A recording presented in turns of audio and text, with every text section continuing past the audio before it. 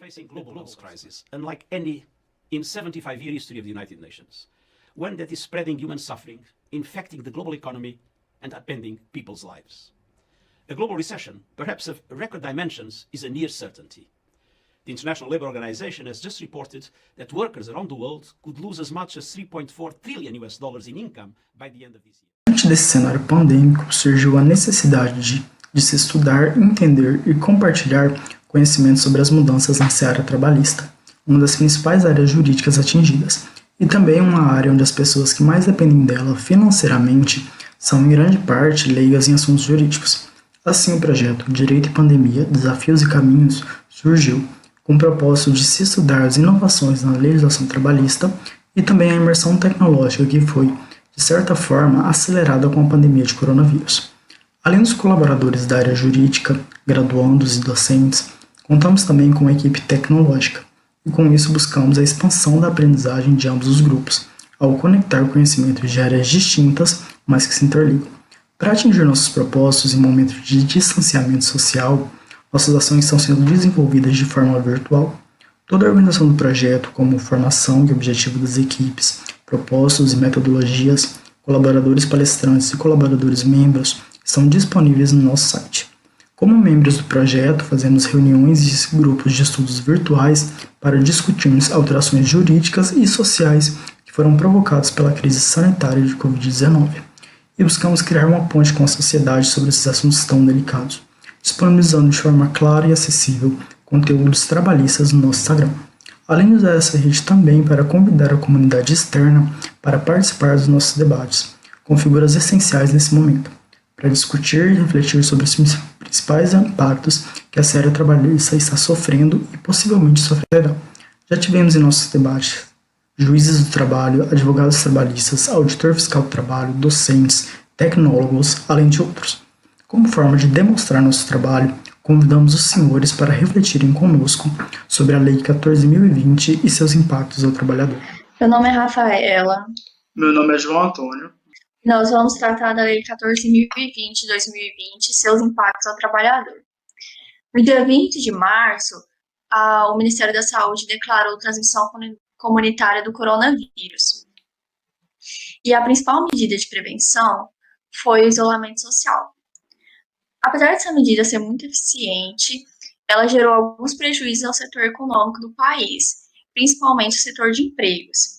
E o presidente, com parecer do Ministério da Economia, criou o Programa Emergencial de Manutenção da Renda e do Emprego, através da medida 936, da medida provisória, que veio a se transformar na Lei 14.020 de 2020. E esse programa tem como objetivo preservar o emprego e a renda e garantir a continuidade das atividades laborais e reduzir os impactos sociais causados pela pandemia. E o programa instituiu o benefício emergencial, que é um valor calculado nos últimos 3 salários do trabalhador, com base no seguro-desemprego. E é possível adquirir esse benefício através de 2 formas de acordo entre empregador e empregado, que é pela redução proporcional da jornada e do salário e a suspensão contratual. A redução proporcional ela pode ser feita através de acordo coletivo e acordo individual. E esse acordo pode ser, inclusive, por meio eletrônico, a lei permitiu, e inclusive pelo WhatsApp, desde que o conteúdo da mensagem seja explícito e o trabalhador manifeste o desejo de acordar. E essa redução ela tem prazo máximo de 90 dias, mais prorrogação por meio de decreto presidencial. A redução proporcional ela pode ser feita em 25%, 50% ou 75%. No caso de ser 25%, o empregador pagaria 75% do salário e o benefício cobriria os outros 25%, e o trabalhador trabalharia numa jornada de 75% apenas. Já na suspensão do contrato de trabalho, há de fato uma suspensão das obrigações, tanto do empregado quanto do empregador. Ou seja, o empregado não trabalha e o empregador não paga. A remuneração recebida pelo empregado é 100% proveniente do benefício, desde cumpridos os requisitos. Vale lembrar que as empresas que em 2019 arrecadaram mais de 4,8 bilhões de receita bruta, se quiserem fazer a suspensão, terão que pagar 30% do valor devido como ajuda compensatória, que não tem natureza salarial, ou seja, não vai refletir nas outras verbas trabalhistas. Esses 30% pagos pelo empregador serão considerados despesas operacionais dedutíveis na determinação do lucro real e da base de cálculo da contribuição social sobre o lucro líquido. Isso, claro, das pessoas jurídicas tributadas pelo lucro real. Ou seja, também é uma medida de incentivo para que o empregador pague essa ajuda compensatória, visto que em contrapartida haverá uma certa desoneração. O prazo máximo estabelecido pela lei é de 60 dias, mas após a edição dos decretos 10.422 e 10.470, prorrogou-se o prazo para 180 dias, tanto na suspensão quanto na redução de jornada. Vale lembrar também que esse programa, ainda enquanto medida provisória, teve sua constitucionalidade questionada no Supremo. O partido Rede Sustentabilidade impetrou a ADI com base, além de outras fundamentações, no artigo 7º, inciso 6º da Constituição Federal, que prevê a redutibilidade salarial, salvo negociação coletiva. O ministro Ricardo Lewandowski, relator do caso, em julgamento de medida cautelar, reconhecendo a excepcionalidade da situação, decidiu que a comunicação aos sindicatos era medida de validade do acordo individual, ou seja, poderia fazer o acordo individual, mas este deveria ser comunicado ao sindicato, que deveria se pronunciar em caso de ilegalidades, sendo sua omissão considerada anuência. Importante lembrar que tem que se comunicar o teor do acordo, não apenas sua realização, porque o intuito é verificar sua legalidade. Dia 24/5, o Pleno, em julgamento da medida cautelar, negou o referendo a esta, ou seja, a ADI continua sem julgamento definitivo.